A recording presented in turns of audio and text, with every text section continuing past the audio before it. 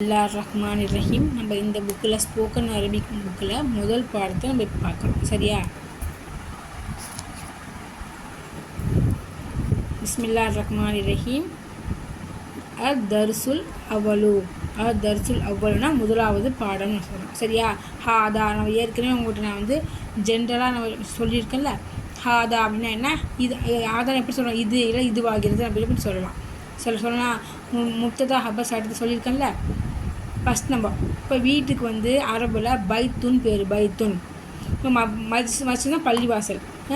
அதுக்கு அடுத்ததுன்னா பாபுன்னா கதவு, கிதாபுன்னா புத்தகம், கலமுன்னா பேனா, விபுத்தாகுன்னா சாவி, மக்தபுன்னா மேஜை, சரீருன்னா கட்டில், குர்சின்னா சேர் நாற்காலி.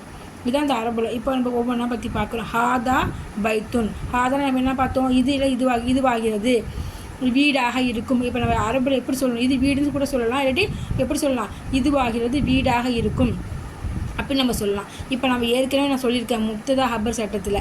இப்போ ஹாதானா என்ன வரும்? ஹாதா இதுவாகிறது. இப்படி என்ன பண்ணாங்க? முப்ததான்னு சொன்னோன்னா ஹபர்னா இருக்கும்னு சொன்னால் அப்போ இதுவாகிறது வீடாக இருக்கும். அப்போ முப்ததா ஹபர் சட்டம் இதில் வருது.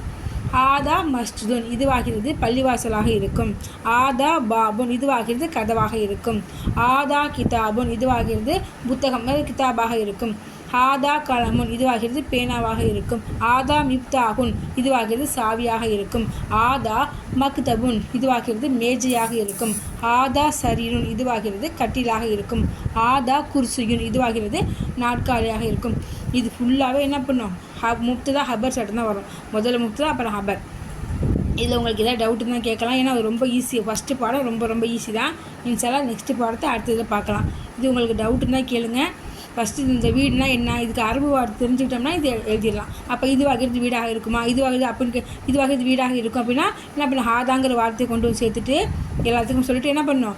அந்த அரபுக்குள்ளே இந்த வீடு இதுக்குள்ளே அர்த்தம் நம்ம எழுதிடணும் தான். ஈஸி தான். அஸ்ஸலாமு அலைக்கும்.